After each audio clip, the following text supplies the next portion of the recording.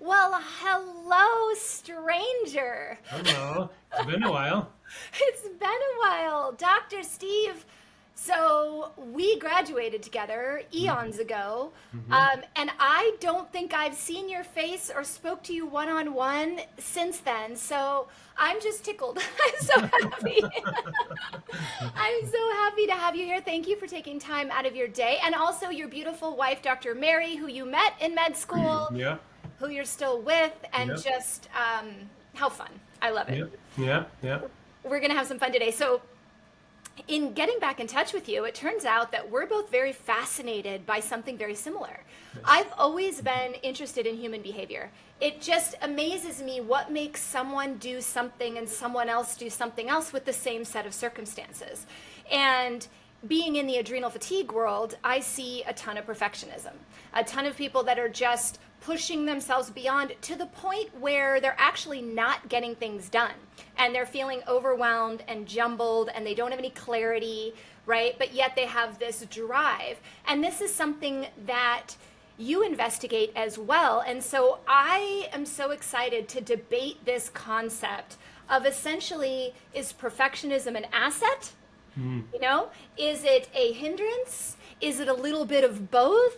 How do we look at it to be of benefit to us without harming our health? And so I'm so excited to jump into this. So before we kind of dive into the perfectionism thing, what you do is so interesting. I was reading your bio and I was like, okay, PAA. Okay, are we going to talk about that? We're going to talk about EEGs. We're going to have all sorts of these, I guess, letters we're going to throw out there. So tell Yeah. people, is there a simplistic way to explain to people what it is that your background is in before we dive into the perfectionism subject? Yeah. So my background, my work revolves around using biomarkers, EEG biomarkers, to predict how people respond or don't respond to treatment. And so everything in between is kind of the stuff we plan to talk about, right? Is, how do people get to the place where they want treatment or they're seeking treatment? How do providers get to a place where they're scratching their heads when things aren't working? And even just taking this information and applying it to how you interact with people or patients can be, quite insightful, because when you start to pick up on these things, you can see where people might be held back by some of these limiting beliefs Yeah. that they don't even realize that they're having. And I think that's what's fascinating to start to unpack, is a Yeah. lot of the whys and the realization that a lot of people don't even know that they're doing it.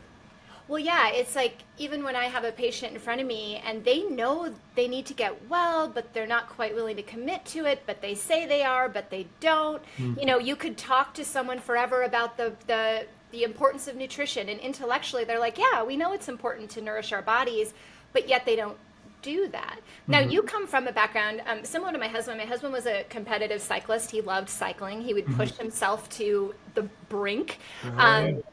of just torture. He went and did Leadville. Like, he was insane. I thought, what are you doing? Like, you're out there riding hours on end, right? And you talk about something, how, like, I know you do that. You were in hockey. You're really interested in elite athletes and what makes them just be an athlete versus be, I guess, a, award winning or medal winning athlete. Talk to us a little bit about what you found in the differences in brains between those that fully become successful and immersed in it versus those like you and my husband that just like to torture yourself Yeah, uncontrollably. yeah, yeah. Well, I have half a cup of coffee here. We could probably go all day on this topic. I mean, it's so, so fascinating. And if you unpack each of these biomarkers, which reflect our electrical activity in our brain, they have predictable presentations, of how people present. And if we can use these biomarkers to have discussion, you'll find that some of them can be quite serving. They can, like Yeah. we talked about here in the beginning, they can serve us in certain ways if we understand where it's coming from.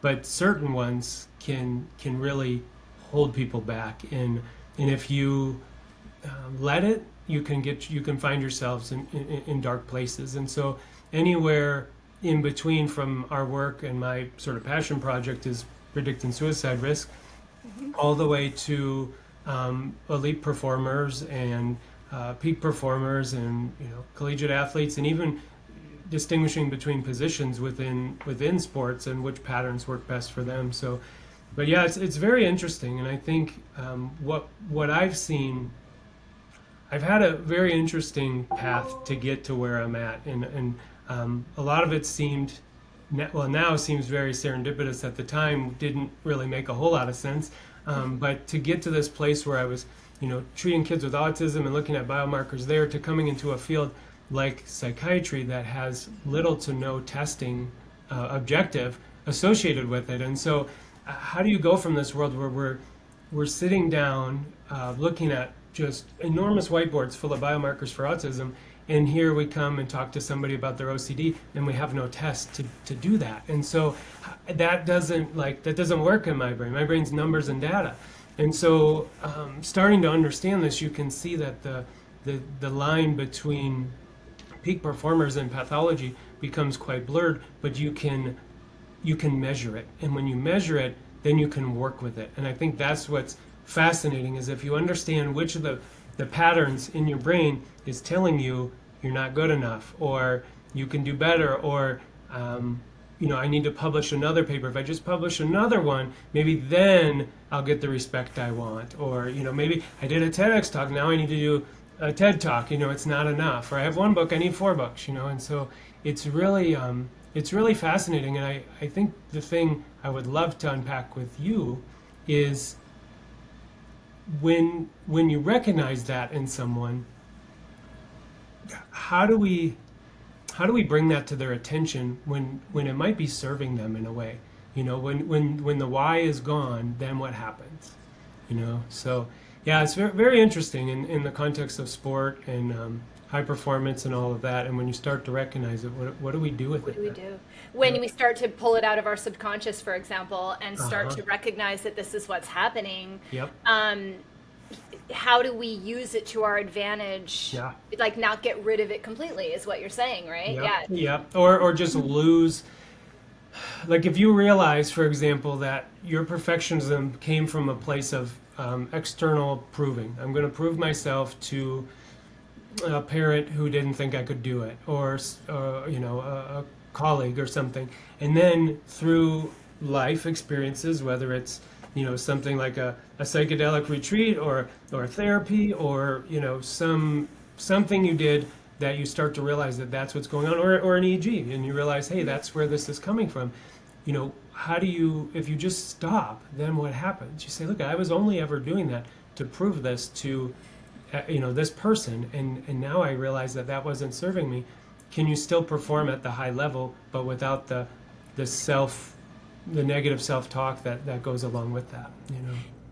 This is interesting because I actually, for the first time, did a formal hypnotherapy session on Friday. And I consider myself a recovering perfectionist in some respects, right? I grew up in the modeling world. It was about external validation, right? And I've always been fairly driven. However, it wasn't until I drove myself into a point of extreme adrenal fatigue where I was low in depression. I didn't want to get up in the morning. Honestly, I wasn't suicidal, but I was about as close as you could get to that, where I didn't love my life, and I had to make a choice and a shift in that moment.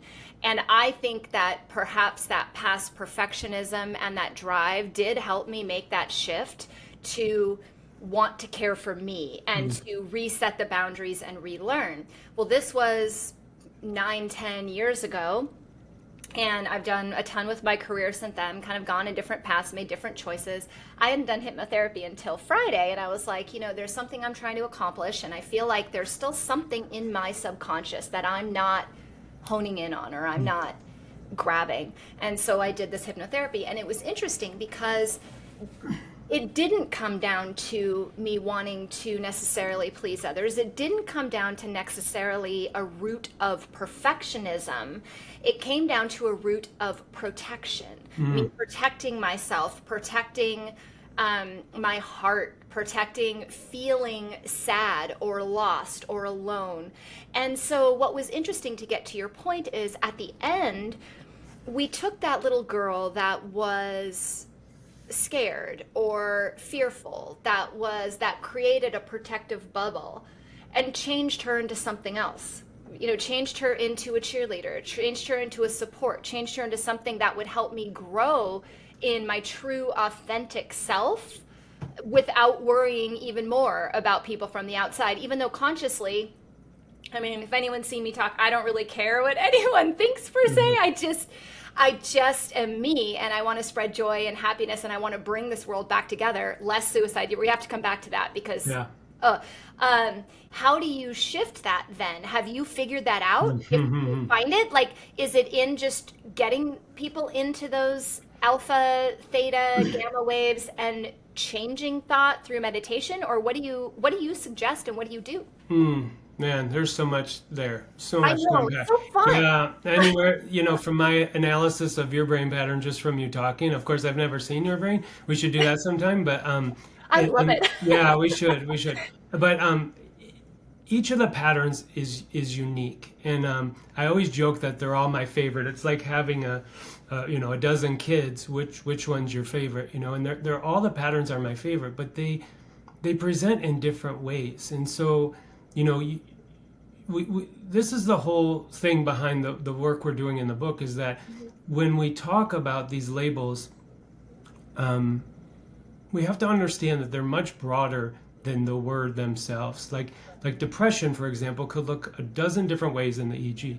And that's like, we could understand that, okay, my, cousin's depression looks different than my neighbor's, or, whatever it is, very different. But I think the thing we're not talking about enough is how different it is when it comes to responsiveness to treatment. So I didn't know we would go down this sort of rabbit hole, but if you take this loose definition of what is treatment-resistant depression, and you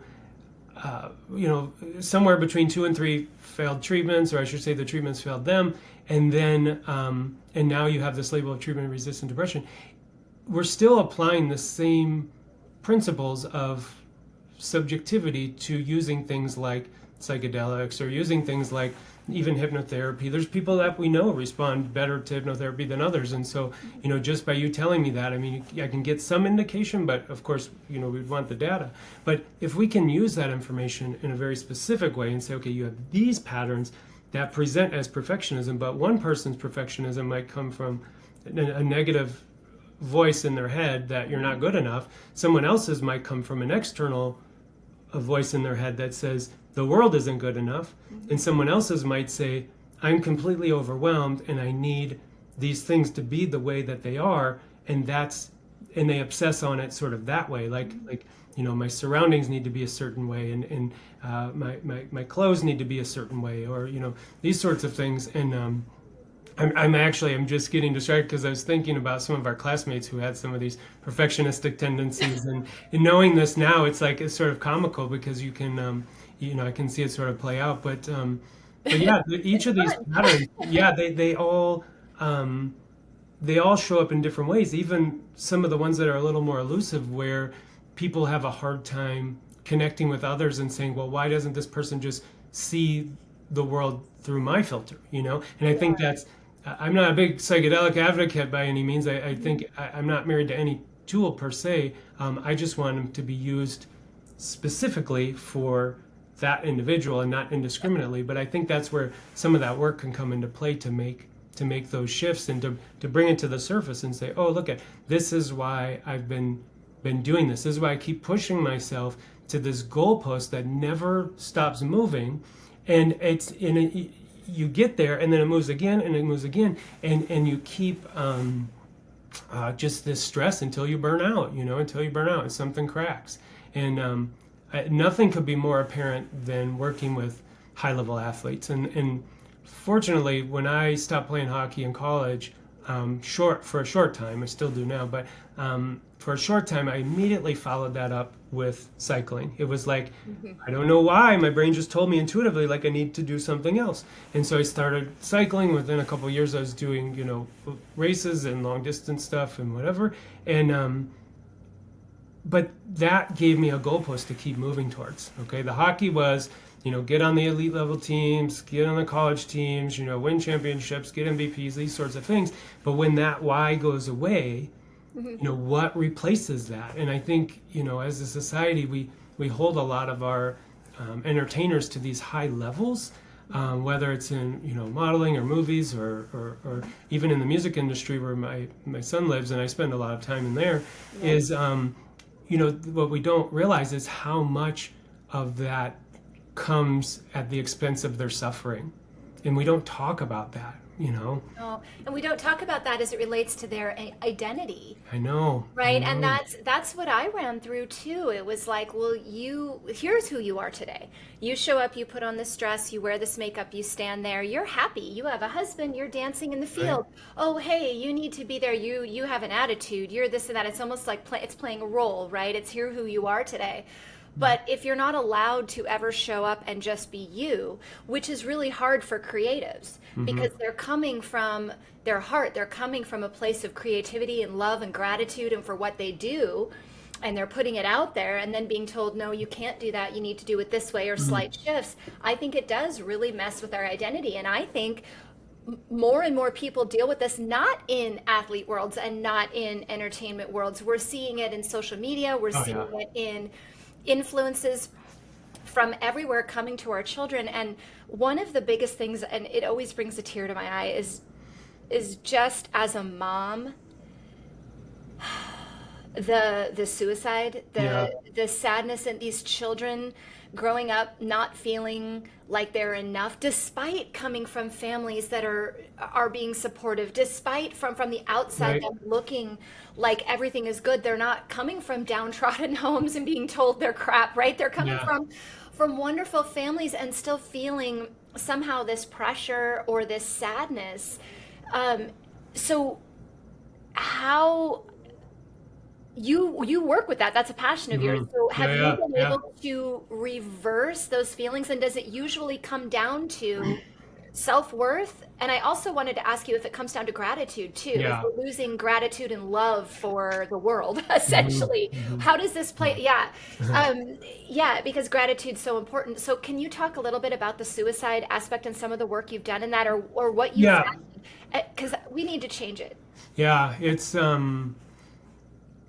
it's a tough topic to talk about because there's everyone's affected, and it's So what I was going to say though is that I think that the trick is, and the key is to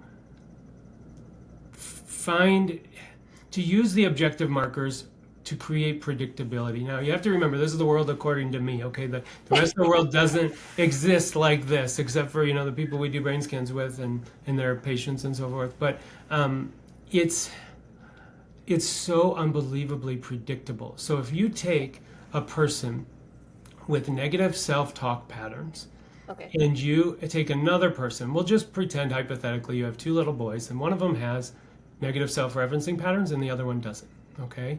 These are patterns that are measurable in the electrical activity of the brain. They've been published on. This isn't something I just made up.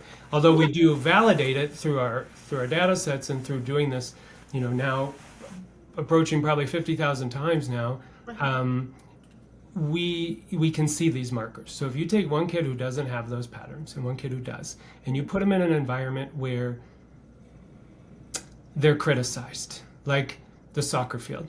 Son, you should have, these are common conversations I've heard from other dads and other families, but the kid comes in the car and they're told all of the things that they did wrong and what they need to work on better next time, okay? And this comes from a well-intentioned parent who wants their kid to get better and to do better in their sport for whatever reason, and there's, that could go back so far. So anyways, the kid with the negative self-referencing patterns will internalize that, and they will create sort of that narrative of maybe I have to prove myself to my dad, maybe I have to prove it to the rest of the world, whatever it is, whatever that story is. And they will be much more sensitive to that criticism, okay?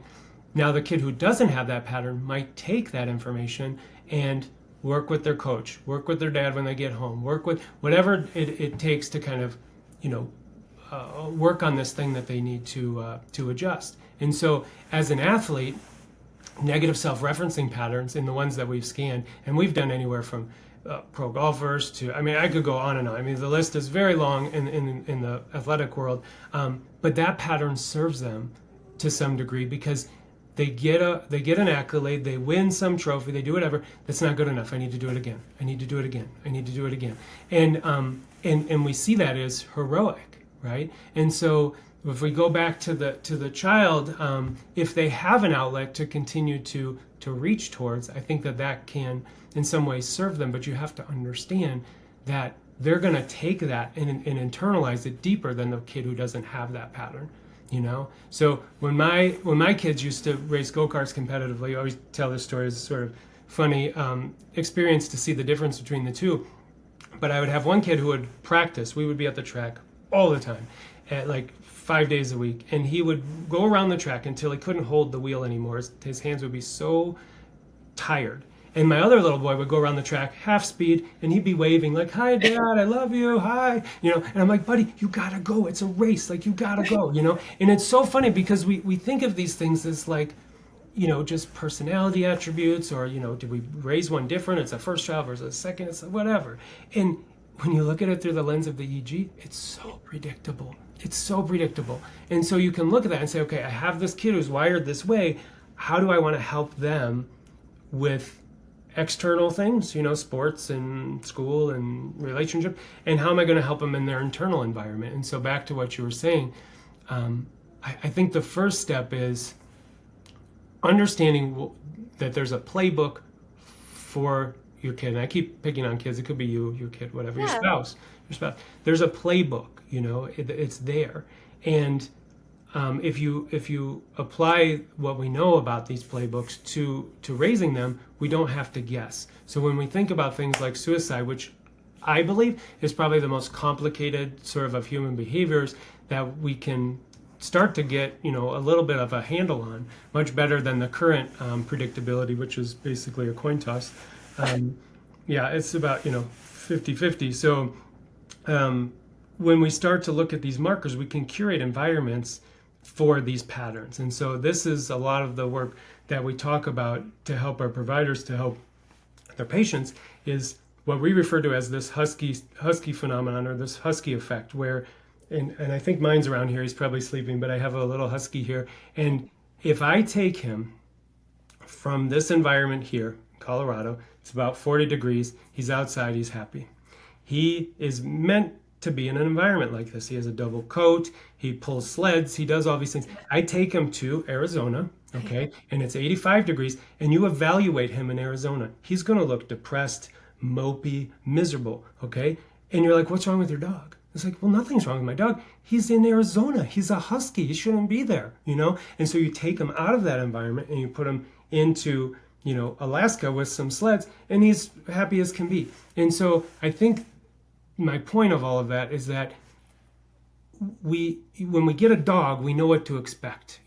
It's like it needs exercise, it's this type of breed, it's going to bark, it's going to whatever. But when it comes to our kids or our own brains or our spouses, it's like you spend your whole life trying to figure it out. But if you could just look inside and say, okay, these are my patterns, these are the things that I need, these are the ingredients to make a Trish, this is like, this is what it takes to make that. And then you look at each of those patterns and you say, what needs need to be met in any given scenario, whether it's your work, your relationships, your hobbies, these sorts of things. It's not going to be a surprise, and it's when those needs that aren't met, that's when you see symptoms. That's when you see symptoms. And you're like, okay, well, what do I do? Do I do hypnotherapy? Do I do medications? Do I go to the jungle and take psychedelics? Like, what do I do? And it's like, well, yeah, maybe all of that, but let's open the playbook and see which one of those needs aren't being met. So just circling back around to this perfectionism, when we talk about it as this like gross sort of global term, the way that we think about it through the context of our work is that, it could show up probably a half a dozen different ways. So which one is it for you, so that we can create an environment where perfectionism serves you instead of just, brings you down.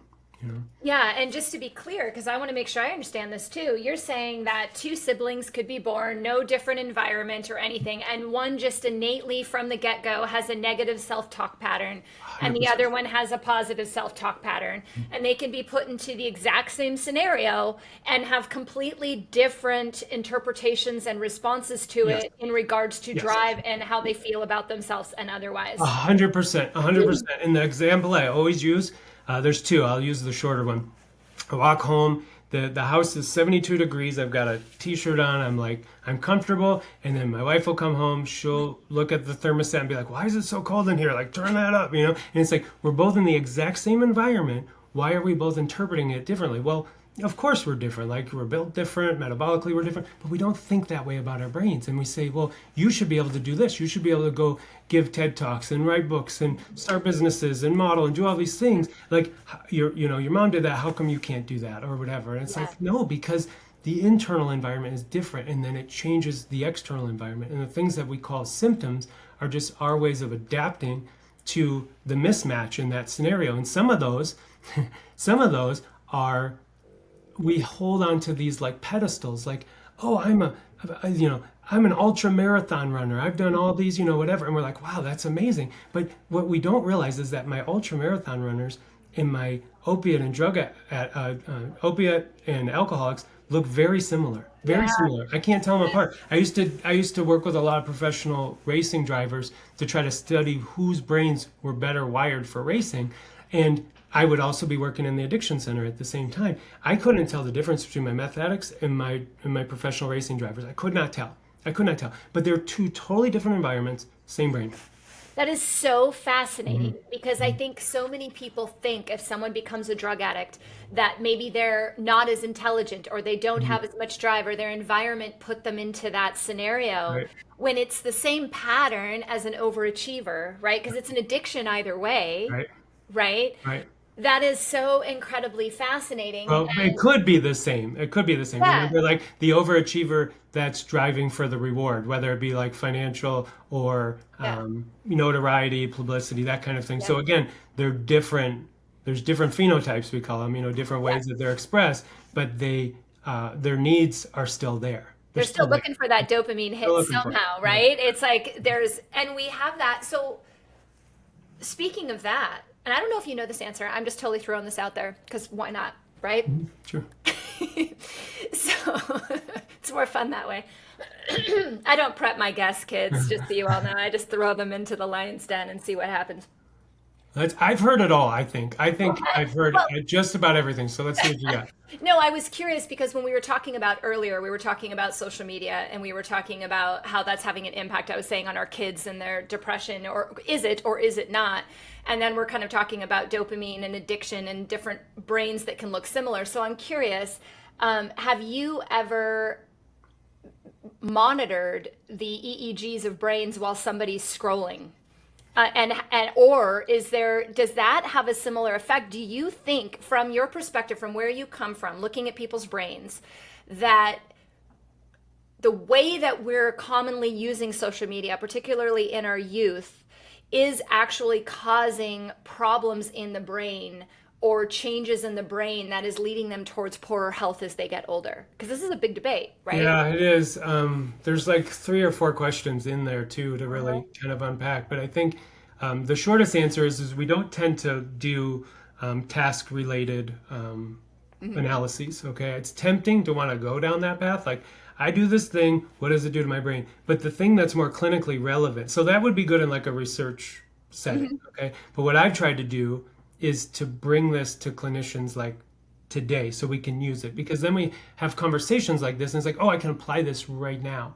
And not like 2 or 3 years from now theoretical. So how can we apply it right now? So the better question is which kid would be prone to scrolling as a self-soothing mechanism or a stimulation, whatever, and what could we do instead of that? Like, how could we create an environment where, if we don't want our kids to just sit there and scroll on social media, how could we curate an environment that supports them? So I'll just give you an example, and I don't know if it directly answers your question, but I do think that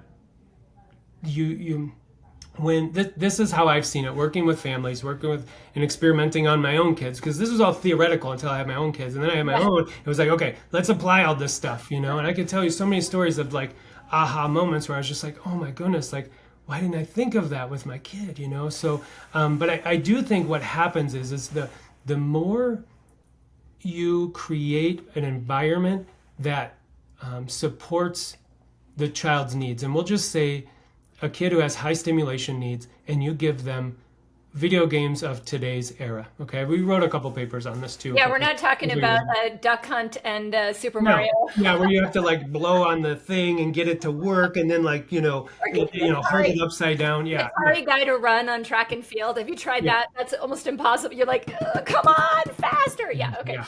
So we have these games now that are highly stimulating. You can play them within a matter of seconds from the time you boot them up, and you get all these awards. And this is all people are really hacking this to get your kids to play. Okay, so if you create a stimulating environment like that, and you say, okay, buddy, you've got math homework, you've got chores, and I need you to like clean up the dog, doo in the backyard. Like, do you think you're going to go from a stimulating environment like that?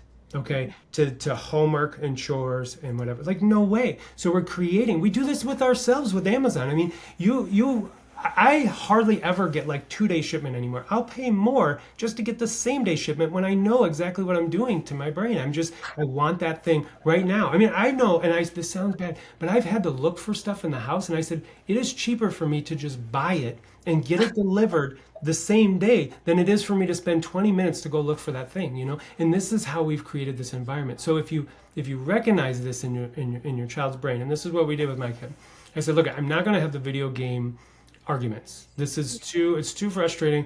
We're not gonna win. It's gonna be, a detriment.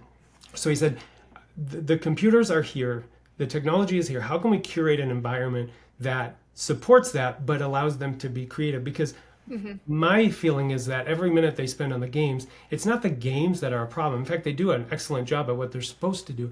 The problem is that every minute you spend doing that, you're not spending learning a song on the guitar or painting a picture or something. You're not realizing some gift that you have that's beyond, winning something on Xbox, okay? Right. And so what I said is, okay, we're going to create an environment that replicates the games, but allows for creativity. So I don't know how many years ago this was, we'll say 5 years ago. We said, okay, we're going to get you a computer, buddy, and you like music, you like to make music and play with music. I said, we're going to let you make music creatively on a computer. So we get them some software and whatever, and we get them connected to somebody who can help them. And within, I don't know, probably a year, he has already had some songs on social media or on, like all the streaming platforms. And within 2 or 3 years, he's playing like on all these major stages in Denver, all these places, booking all these shows on stage with Shaq and like all this really, really cool stuff. And it's like, oh, wow, this must be like what do you call it? Like someone who's, just amazing at music or whatever, like prodigy. And they throw that around, but I'm like, no, it's about creating an environment, the Husky environment that allows them to thrive and stopping the things that aren't serving them. So you take the games away and you say, okay, if you want 30 minutes of games, you're going to spend, an hour making music. Great. Then you're willing to do that. But that's what it's all about, is how do you continue to make an environment where these patterns thrive, and you will see everyone's gifts. You will see them all. Yeah. And but if you don't, people are going to gravitate toward those, those quick fixes, those self-soothing, the scrolling, all the things that keep getting put in front of us. And it's going to, at the end of the day, you just kind of, you don't feel good, But if you get done at the end of the day and you're like, Dad, I made this song. Come check it out. Let's listen. Yeah. It scratches so many itches at the same time. It's like, this is great. And so that's really the issue, is what are you going to do to scratch those itches? And I think, and how long are you going to learn through your life that that's what you're doing? You're going to wait until you're 20, 30, right. 40, 50. Every day you wait, the longer it is to find that. I went back to dance when I was in that depressive mode. I said, what did I do when I was a kid that really brought me joy? And I walked into a dance class and started dancing again, because I had danced all the way up pretty much until med school. And I was like, at that point, I was like, I don't have the time. The stress got a hold of me, opening a practice, having kids, getting, all the things that we do. And now I dance at least 6 hours a week. And it gets me out of the house. I go dance. I dance hard. I learn a new routine every time I go, or multiple routines. And then have to regurgitate them and remember them the next week, and then add on to them and make them more saucy and whatever. And it's fun. Yeah, that's probably scratching like 3 itches for you. All of this, from the stimulation to the creativity to the rewards that you're getting at the end, so much. And I think what people don't understand is when these things, this is what I hear from the patients anyways, is when these things subtly get removed from your life and you don't notice it. Like, oh, I used to read. Oh, I used to practice guitar. Oh, I used to, have the bowling league or whatever. And all these things subtly get removed. And then you're like bummed out, and it's like, well, we don't make that connection. And so I tell people, like, you have to do these things, like you drink water and breathe air and eat food. Like it's necessary for life. Like you have to.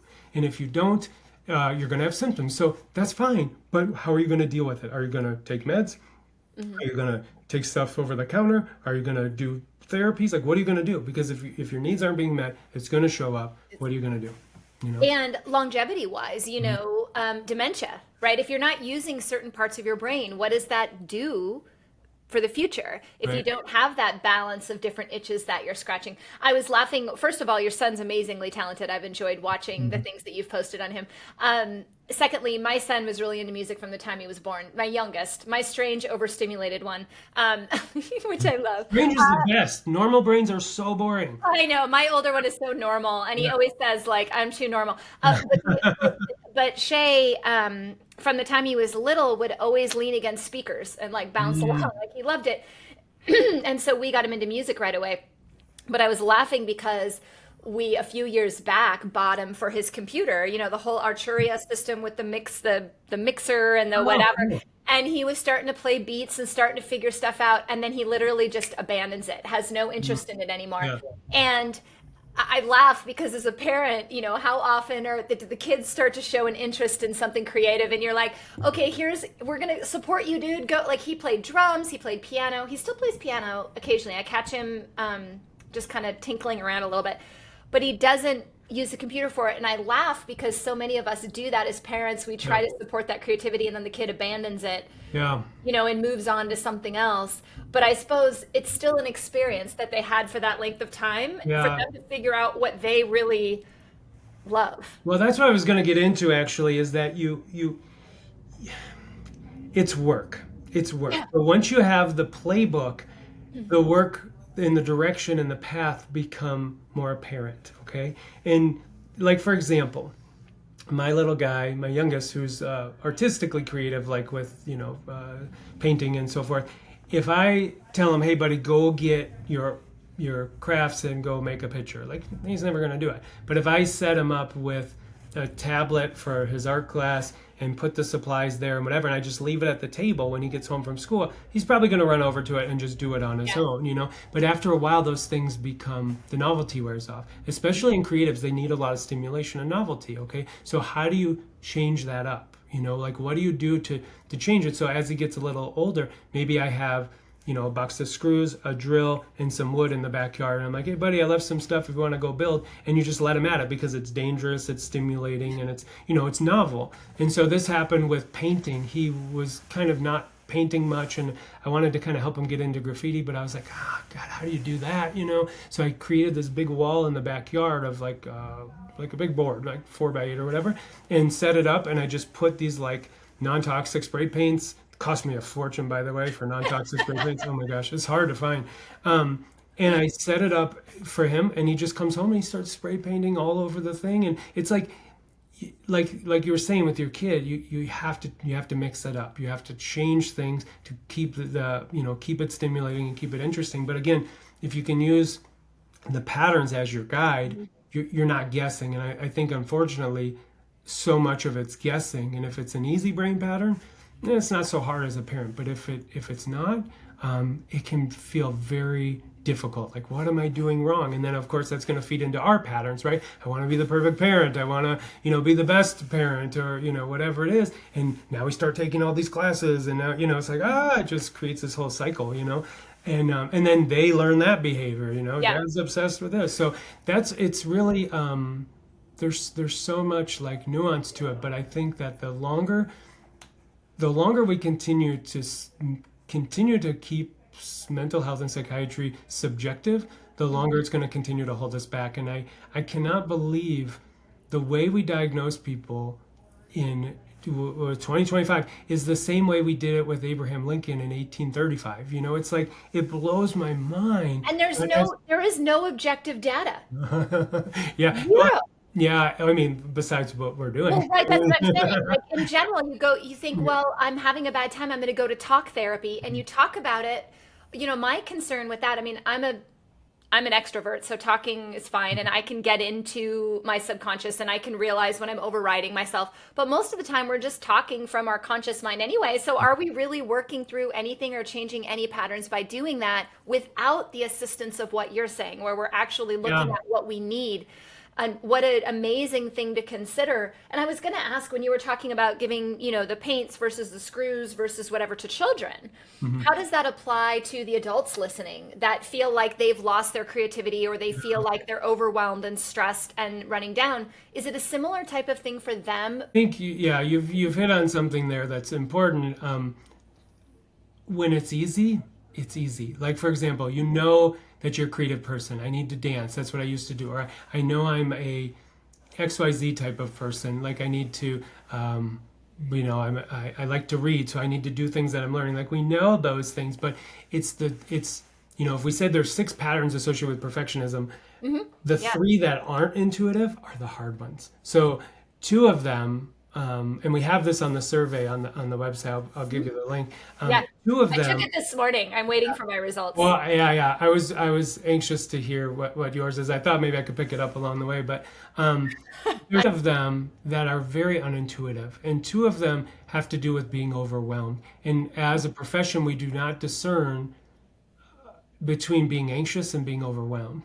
And being anxious is relatively easy to understand. I'm anxious, I need to calm down. I do things that are self-soothing, whether it's meditation or it's, recreational joy, like whatever people do, it doesn't matter to me, but it's things that calm them down, okay? But when you're overwhelmed, it's like a computer that's frozen, right? And what do we do when our computer's frozen? We don't sit there and hit the enter button unless we're like 5 years old. We close those windows, And so sometimes doing less is what people need to do, not do more. And so the overwhelmed brain needs to be functioning at like 70% all the time. Like 70% is your benchmark, okay? And that other 30 every day is for you. That's meditation, that's reading, that's scrolling online, like whatever it is that resets you, like but that 30% has to happen every day. And if you don't, the overwhelmed brain is going to do just that. It's going to get overwhelmed, and it's going to, most of the time, shut down. And those are going to be people that are either,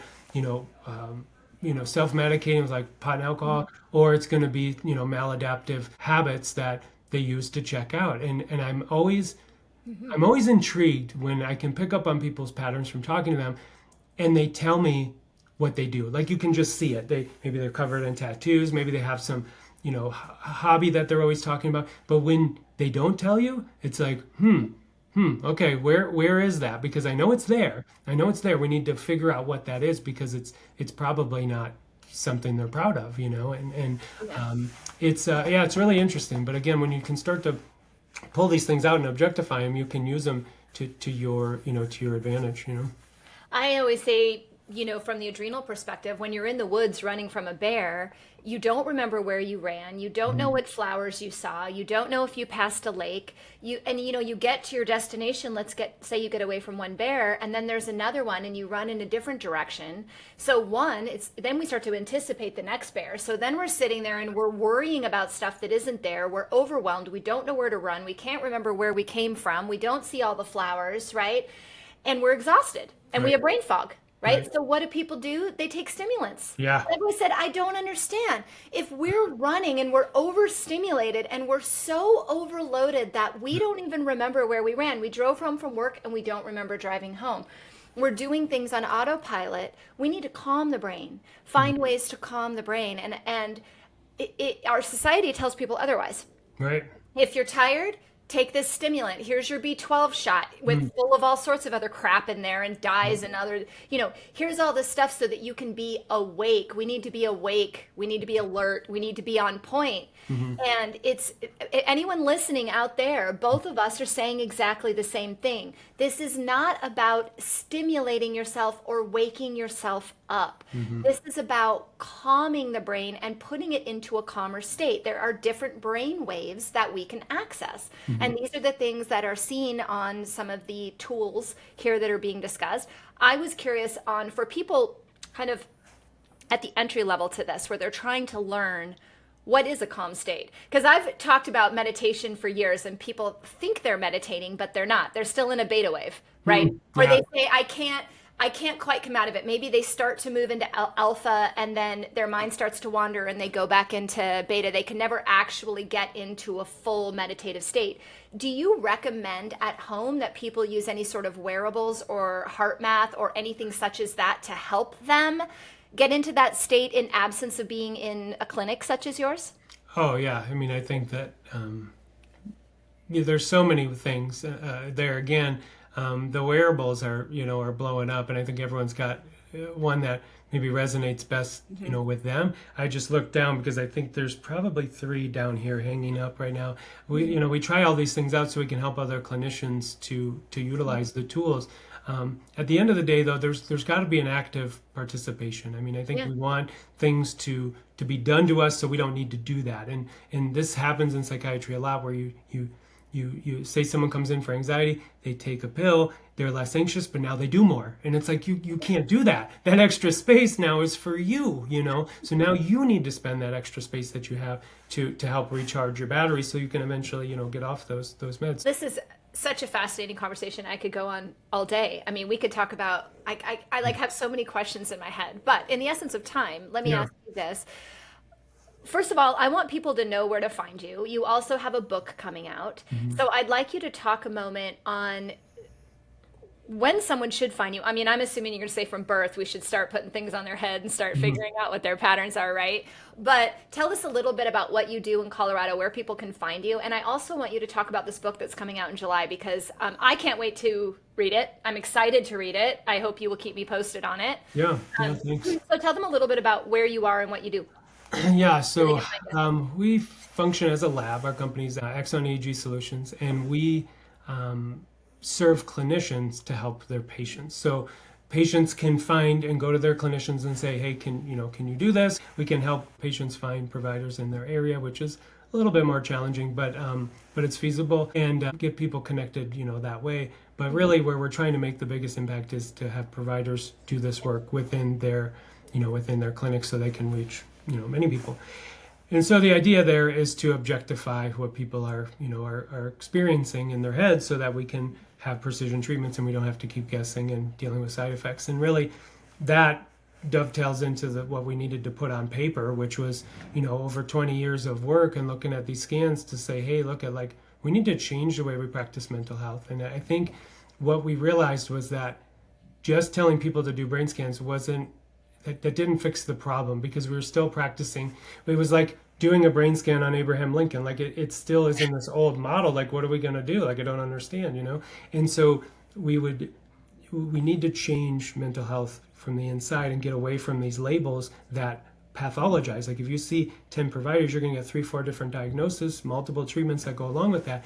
Let's look at what the patterns are there, what the patterns are associated with in terms of challenges, but not only that, the strengths. And if we can build up those strengths, the same patterns that are depressed people are also very empathic, caring people. So let's get those people into those roles. The same people that are antisocial are people that like to work with animals. Let's get them volunteering with animals. And I know it sounds trivial when people are struggling so immensely inside, but we can see it, and we can create these environments where they will thrive, just like the dog that we talked about before.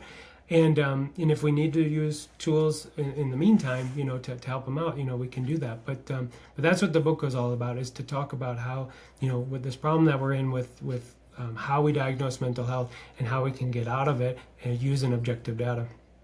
And the book is called The Great Gamble. Great Gamble, yeah. It should be out in the third quarter of this year. And we're really excited to share the message and get the word out, and hopefully make some changes in this archaic field that we're in right now with so much guessing. Absolutely. And I'm so thrilled with your mission, and we align so much in just trying to get healthier, happier children and adults, and figure out a way to utilize our unique selves and our authentic selves to really be the best that we can be, without the comparison to other people, because no two people are the same. This has been such an amazing conversation. How nice to connect with you after Yeah. all these years.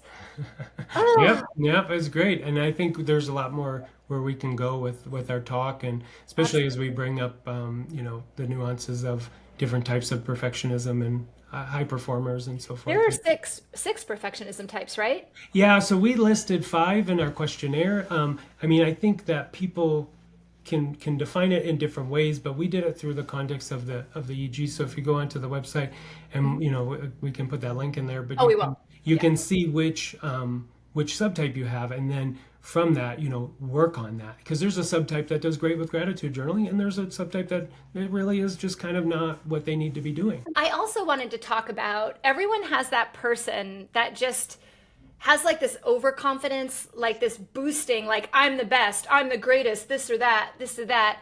And I think you might have some theories on where that comes from. And I'd love to talk to you about that. What does that mean from the brain perspective? That Yeah, again, this is the world according to me, right? So in the context of the brain patterns, it's very predictable related to this what we call posterior alpha asymmetry, where people have more alpha activity on the posterior right side of the brain versus the left, and you can measure that. And when you measure that, you can see these patterns, and you can start to inquire with people, how is your self-talk and so forth. But a lot of times it's so buried in what they do every day that they don't even realize it, and it comes out in other ways. And so people will often say things like, I built this $2 million company, or I did this thing, or my kid went to this school, or they did this school, or whatever. And you can start to pick up on, that they actually are using this as likely some sort of like defensive, yeah, mechanism, like an armor, to to I don't want it to sound, sort of negative, but it's a way to kind of build themselves up by reminding everyone how, important they are or whatever. And yeah. so I have a buddy actually I was always perplexed why he's published so many papers, hundreds and hundreds of papers, and I'm confident that this is, where it comes from. So again, does that is that a is that a good thing or is it a bad thing, right? So like he's helping all of these people by publishing all these papers, but it's coming from a place of a goalpost always moving, of And this. a lack of self-confidence actually really because Yes, when you help someone and you're coming right. from like I look at this as from I'm interested your thoughts on this just because you're the Mhm. brain guy and I'm the adrenal gal is Mhm. I look at this kind of as are you coming from a place of love, gratitude and serving, or are you coming from a place of trying to fill your cup, right? Of Yeah, trying to be more like what did I do? See, I'm accomplished. See, yeah. look at me versus I just want to give this and pay this forward. Yeah, I mean, those can be the same. Obviously, the intention would feel a little bit different, or sort of be worded a little bit differently. But my guess is that from a brain patterns perspective, they look pretty similar. That those Yeah. two people look the same. It's just one, um, the intention behind it is a little different. But yeah, I think that it's probably the same person. I mean, I think a lot of this, like you were talking about, like giving and serving, a lot of the people that find those types of roles are people that would otherwise have been, probably sort of depressed and kind of bummed out if they weren't doing those things. That's And true. so, yeah, the patterns are again, it's kind of like the drug addict and the race car driver. They're very similar. Yeah, the patterns are the same. It's just, how they express them. So I think that you're probably talking about the same person. It's just sort of reworded, and I guess that could give hope to the person who is constantly beating themselves up. I'm not good enough. Is to say, okay, I'm going to do this from another place. How many people can I serve? Also wanted to ask, did you to come to this work? Mhm. Did you find was there things that you were working on in your own self journey of health where you Mhm. came to a point where you were like, this is what I want to focus on, this is what's exciting for me? Uh-huh. No, we don't And go there. We don't go there. we don't go personal I'm places just here. teasing. I'm teasing. No, most of it was around. Honestly, a lot of it was around the frustration in the field. I was very Yeah, frustrated of the indiscriminate use of medications, family stuff. Seeing family kind of struggle with trial and error, yeah. and just knowing that there was a way that we could do this. It goes back quite a ways to the rehab center that we were working at, where kids were trying to get drugs, prescription drugs that they didn't need, and we started using the brain scans to predict who needed them or who didn't. And we're like, I think we could like do more with this. And so Yeah. it was kind of always happening on top of clinical work. And then as clinical work started to pull back, we had a patient who had completed a suicide, and so we started to use their information to study what we already had some thoughts about, which was the complicated nature of the EEG patterns in people who attempt, and that just sort of springboarded the rest of the work, which was like, hey, I'm not going to stay in this clinical work anymore. We're going to try to see if we can unpack this and figure out this complicated problem. And then we started matching more people to this person, and which we call our suicide discriminant, and we were finding that within, I think, a year, we had almost 200 people that had all had attempts and matched the same patterns as this individual. And so it's a cluster of patterns. It's not just one. And so most published studies are like one pattern, and which is bizarre to think that something as complicated as suicide could be drawn on one pattern. It's not realistic. And so we're like, no, I think there's probably more like 4 or 5. And now with AI tools, I think we're going to find even more. But we started to match all these people, and we get to this place where it's like, now we can look at the patterns and know if that person has suicidal thoughts or ideation or attempts without even talking to them, And so so the idea from there now is, what do we do with this? How do we validate this information? How do we get it out? How do we deliver it? How do we help someone when they see that? But I can tell you on probably more than I could count how many times we've been able to identify that and then just start to have that conversation with someone, and then it comes out, oh yeah, that's right, I never told anyone, And so it just opens up a door to a whole group of people who would otherwise not tell anyone. Most first-time suicide attempters don't tell anybody. Identify people who are at risk, maybe before they go off into the service. Even I think the school shootings, they're shooting and then they're committing suicide. Like, this could open up so many different doors for finding people that really could use the support and didn't know that, think something's wrong with them. Right. I have 2 family members that committed suicide. So, it's tough. and it's, as the family, you say, why would they do that? They had so much. I have a close family friend that did as well. So I guess I have 3, and seemingly from the outside, the close family friend had it all. Yeah.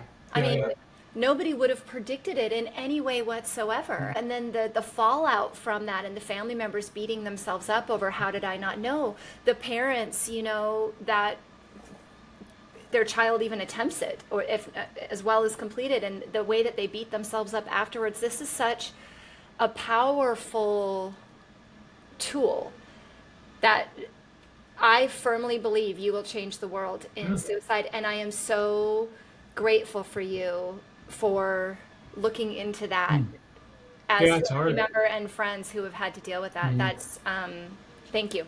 It's hard. Yeah, you're welcome. It's tough to read those, over and over, and to be clear, there's going to be people who you don't catch, people who don't match the pattern, circumstantial things, job or public humiliation, who knows, but yeah, there's when it's there, it's very predictable, and those are people that you can support, and it doesn't have to, I think, end that way. I think you can support them, but as we age 10, 12, 13, years old, and we start to look for ways to self-medicate, I think we end up in places that can get dark, get dark quick, and especially as we add things that, like this cannabis and so forth, that's just widely accepted as okay, and it's really, there is patterns that are fine with it, and then there's patterns that really are not okay with it.